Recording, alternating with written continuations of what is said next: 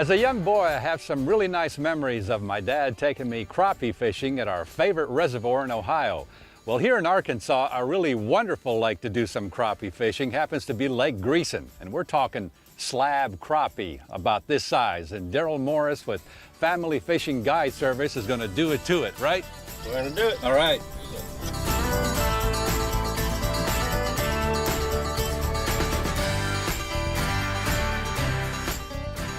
Utilizing 4 rods baited with minnows, my assistant guide, Buddy Burns, and I were ready for some slab crappie action. Notice they're color-coded. Blue, tape on the handles, red, green, yellow. We help each other. Fish on blue, fish on red, whatever. Remember your color and snatch it up. Cork goes down, reach in front, snap. Locating the brush piles is the first step. That's the thing, Chuck, about fishing deep Clearwater reservoirs.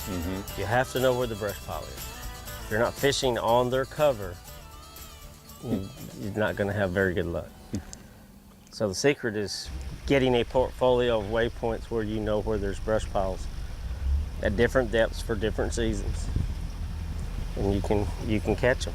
So you can, as far as crappie fishing, I mean, you can catch them pretty much all year. Sure you can. Lay back. Typically, heat of the summer, real cold of the winter, the crappie are going to move deep. But don't neglect the shallower mid-range levels because they'll be there too. But if you have a whole portfolio of different spots where you know where that cover is and fish on that cover, not 5 foot off of it, on it, you'll catch fish. Fish on blue. Up, up. Up. Oh, that was quick. Yeah, that's what we're talking about now. Slab crappie. Not too shabby. Not too shabby.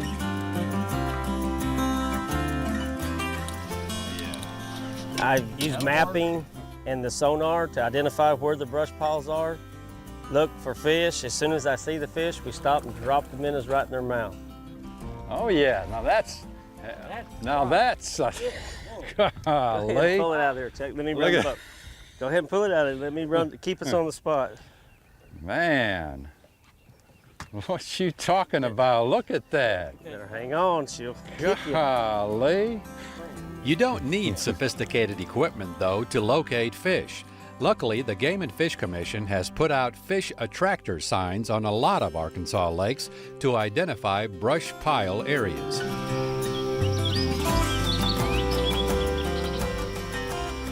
So artificial bait versus live bait. Now you caught this one on a jig.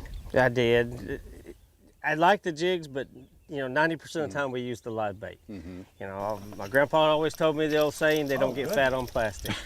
But if you work a jig, work it slow and small, adjust your depths and find those fish. You can get to them and they'll smack it, they'll hit it. And that's what this one did. Excellent. But normally we use the minnows. Shiner minnows or the rosy red fatheads work really well on crappie. Hey baby, what are you doing?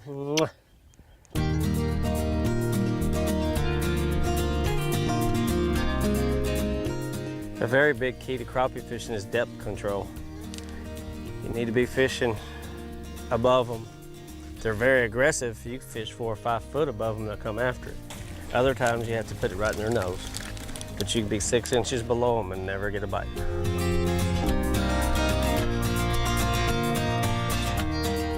When you're bass fishing, you're fishing with a shorter pole. You try to keep that bass from jumping so he won't throw the hook, and you've got your rod tip down and you reel him short. Crappie fishing with a long 10-foot pole, 180-degree difference. Rod tip up, keep it up, and then that way he'll pendule him into you. If you reel down on a crappie and short lining, you're going to pull out of his mouth. Crappie have a nickname, paper mouth. You can't short line it and make it too tight because it'll pull out of his mouth every time. See, stick them in the hole, raise that rod tip up, get them to the top, swing them right to your chest. Hey, baby.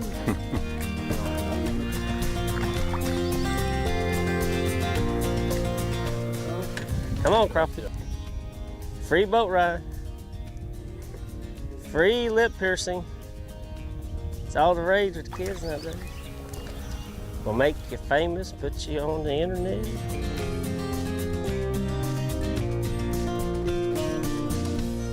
I like to make things rhyme, Chuck. Yeah, I have little sayings to help me remember things. If they don't play, we don't stay. If that cork goes down, let it rip and stick a lip. If you get hung up in the brush, that's okay, because I'd much rather hook a log than miss a hog. And you never know till you go, and you cannot fry until you try. Love it.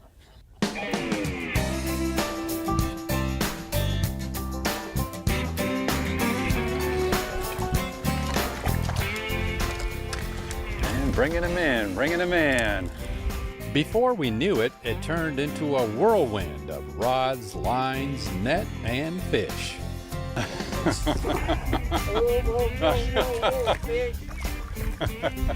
It's all right. Not bad when you got two at a time. That's all right. Let them go. Let them go. Catch the fish first, untangle later.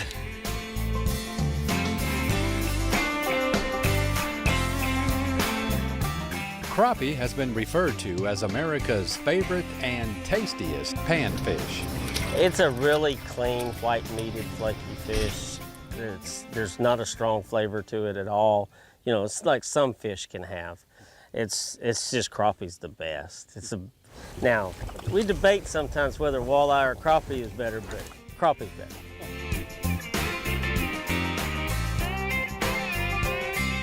There's a lot of recipes on my website, so your traditional southern deep fry is not always have to be. I bake and grill a lot of crappie as well.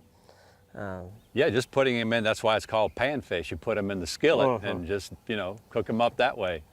There's a lot of different ways that you can make crappie, and it's just really, really good. After showing off our catch of the day, time now to heat up the skillet or the grill and try out one of Captain Daryl's crappie recipes.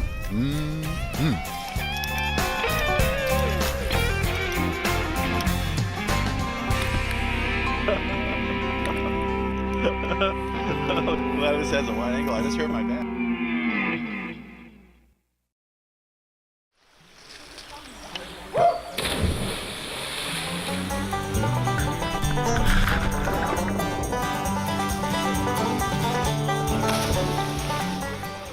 A majority of the swimming hole locations that we get come from a book entitled Swimming Holes in the Ozarks. Well, there's one that they missed, Rosa Hole on Sylamore Creek in Mountain View.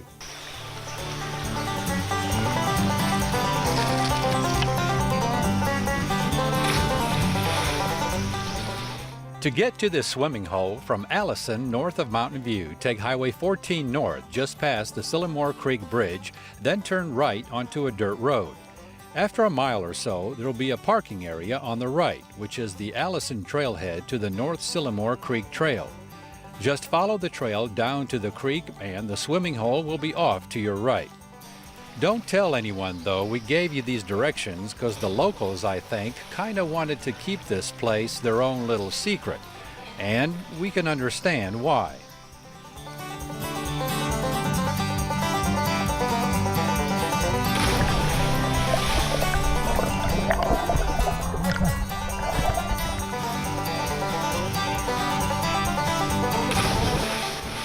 And I've been coming down here, enjoying the creek, floating Sylamore and hiking and enjoying. This is really the closest swimming hole around, so we have a lot of fun down here. What did you first think about going off that rope? The first time I went off, I was just thinking about holding on pretty good. I know I've done a few that are bigger than this one, but this one drops off pretty good. And as you can see, the water's down a little bit, so you just have to hit the hole just right, you know? But it's a lot of fun.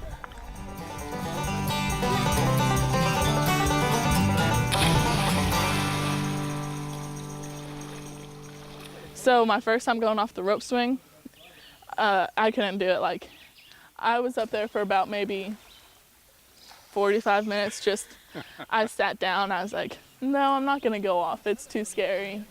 And then I finally just bucked up and just went off. I think it's a very short-lived thrill, but still it gets that adrenaline going. especially when it's really flooded. A few weeks ago, it was about maybe 8 feet deep. And so when you went off, you didn't touch anything. So I just remember wanting to hold on for dear life because I didn't want to slam into the rocks.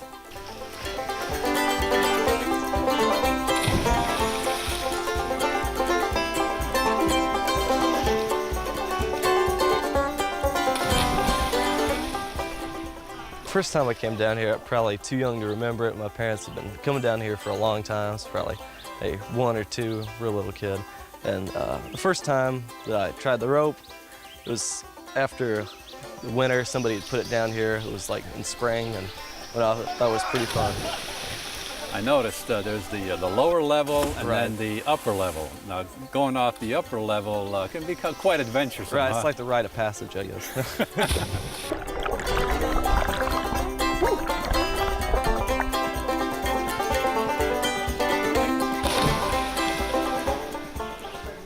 And so, time for my rite of passage, my initiation to Rosa Hole.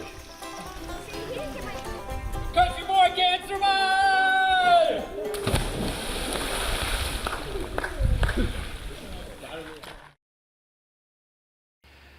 Not too far from the Little Rock Air Force Base in Jacksonville is the Jacksonville Museum of Military History. On TripAdvisor, it has an excellent rating and is in the top 10 places to visit in Arkansas in other reviews. So, let us take you through it.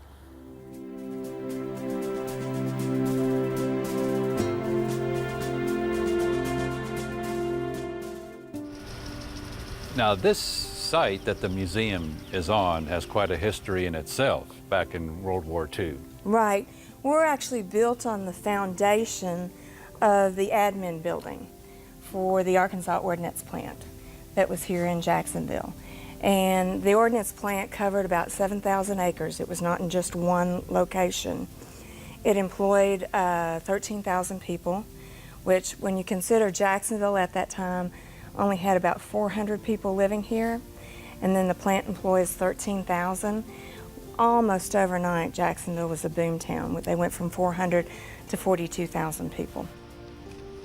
An original guard shack of the Arkansas Ordnance Plant still stands in front of the museum. 75% of the ordnance workforce were women, WOWs as they were called, women ordnance workers, who worked and stayed in poor living conditions. They had not planned for any housing. There was no infrastructure. So it was a bit of a mess when they first opened up. They had people living in little bitty campers and little bitty tents, and they even had a story. One lady had a cot that she would rent out in 8-hour shifts. So you could come in and sleep for 8 hours, and then you had to figure out what to do with the rest of your time later. So it was a pretty interesting part of Central Arkansas history. And they were making bomb parts. They made detonators for over 80% of all the bombs, the American bombs, used during World War II, with a less than 1% failure rate, which is pretty miraculous. Other than the Revolutionary War, what you'll find here is a depiction of pretty much all the other wars. Well, what we try to do is we try to focus on local and regional military history. We do try as best as possible to address all branches of service, and we actually start with the Civil War. There was a Civil War battle here in Jacksonville called the Battle of Reed's Bridge, and we house the artifacts, we display the artifacts and tell the story for that. And then in the World War I section, we focus on Ebert's Field, which was a flying skull out of Lone Oak. Ironically, the first graduating class graduated the day before the peace treaty was signed. So they never saw any action, but they were useful in that at that time, and still is, of course, Arkansas is very much an agricultural state, and so a lot of those guys became crop dusters, which was useful. And then, of course, we start with World War I. We talk about the Arkansas Ordnance Plant that was here in Jacksonville. We cover the areas of the Pacific and also the European theater, of course. And then as you move into the new portion of the building, we focus on Little Rock Air Force Base. It's called Little Rock Air Force Base, but it's physically located here in Jacksonville. And of course, most people know that we fly C-130s out of here. Over 52 countries around the world have C-130s in their flight crew. And almost every single one of them comes here to Little Rock Air Force Base to train. In fact, a lot of times they write that in to their contract if they're purchasing a C-130. They insist that their crews are trained here at Little Rock Air Force Base. So that's a big portion of what we talk about that's more current day. And then of course most people that are from Arkansas know that in the 50s, 60s, and 70s, up into the 80s, we had the Titan II missiles here. And we have quite a large exhibit that has to do with the Titan II missiles. And most people didn't know how many we had. We had 18 here in central Arkansas, and it was the largest nuclear weapon ever deployed. So pretty serious contribution to actually defending against the Cold War. And we found out later, after the wall fell, that the Soviets really were terrified of this program. So it was a nice contribution that we made.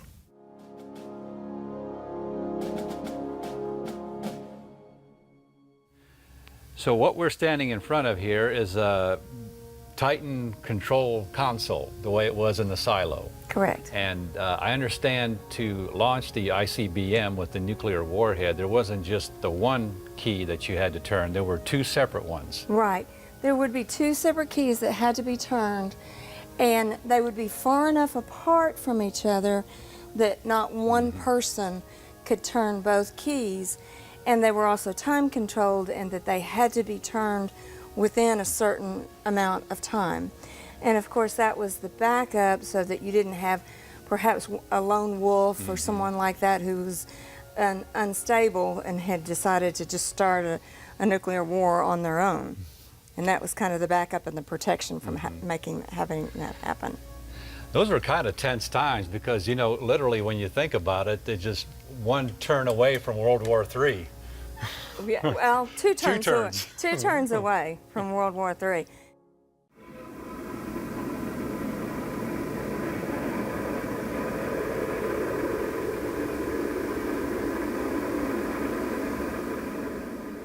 Now this actually is the re-entry nose of the Titan ICBM, and inside would have been the 9-megaton thermonuclear warhead.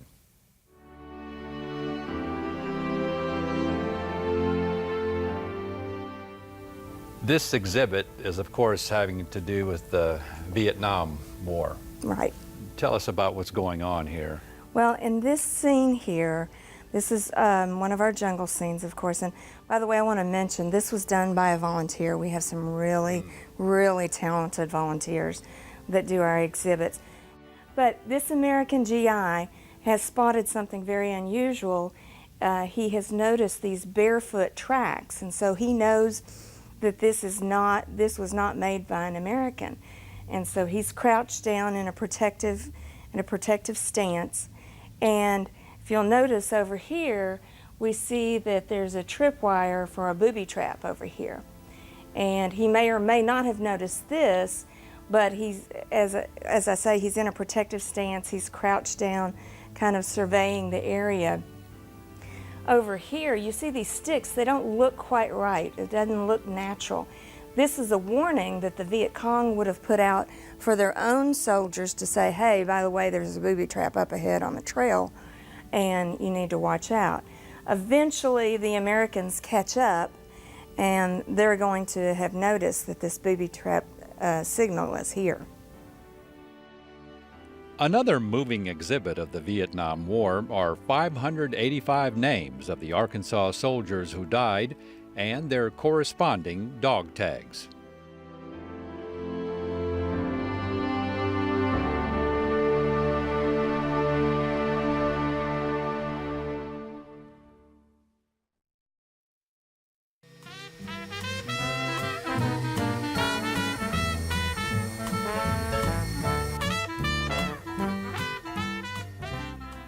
In a 1926 historic pharmacy building in Keogh, Charlotte Bowles has been whipping up something fantastic since 1993, and it's been attracting folks from all over the South.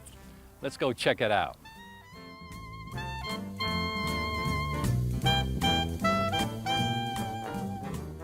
The coconut pie at Charlotte's Eats and Sweets has been selected as one of the top pies in the South by Southern Living magazine readers.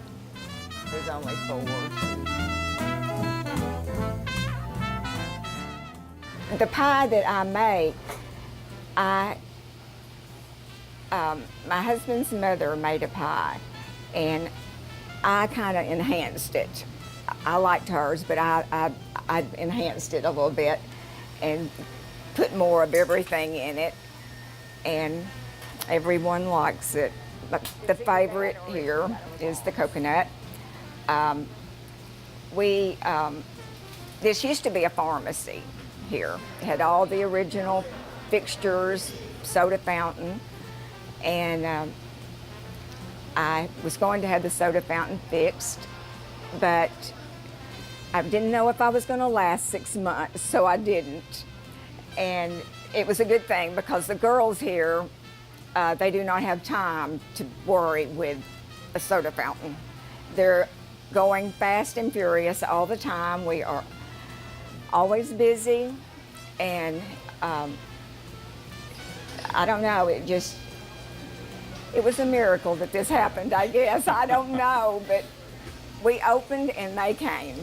And they come from all over. Yes, they do. They really do. I've had so much unpaid for advertisement that I really have. The Lord has blessed me in that. And I have people, the Associated Press came one day, and I didn't have any idea what the Associated Press did. And they wanted to talk to me for a while. And the next thing I knew, people were calling from California. They were calling from everywhere wanting me to ship them pies. And I said, there is no way I can ship you these pies. But we have people that come from articles, from things that they put us in their route on their vacation. You know, they come and they're so excited when they get here. And it excites me when they're excited. Can't say a bad thing about it. Everything here is good. We've tried just a little bit of everything too, so it's all good. And it's just a comfortable environment, and a lot of times you see friends, you know, from the area, and you see a lot of people that come from all over the United States. As I was saying to you earlier, they've been featured in Southern Living and different various magazines, and that attracted, you know, a lot of people, and that's always good to see new people in Arkansas. So what are you having today? Today I'm having my turkey on wheat with Swiss and mayonnaise and grilled and hold the onions. That's my classic. That's what I always have. And their desserts, oh my gosh, their desserts are to die for.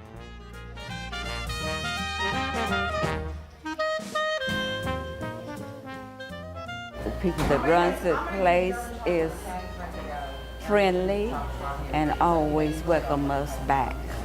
What's your favorite here? The chicken salad sandwich and German chocolate cake. Mother Irvin and I have been coming for at least 5+ years, and it's usually in celebration of our birthdays. Mine is in April and hers is in June.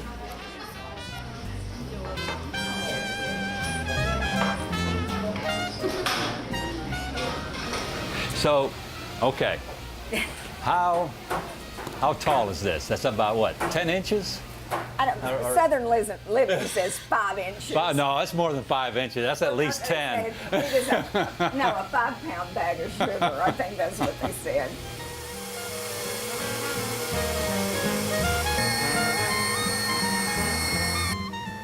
Those who've been through it know that running a successful restaurant is not easy. Some of the hardest work I've ever done, but some of the most satisfying work I've ever done. We have people come in here, and they'll come to the door right there, and they'll ask if they can speak to me, and I go over and speak to them, and they'll be crying, and I was like, "Honey, what happened?" And they said, "I have looked for my grandmother's pie for so long, And this is it. And she just started, I mean, they get emotional. I mean, this is memories to them, really memories.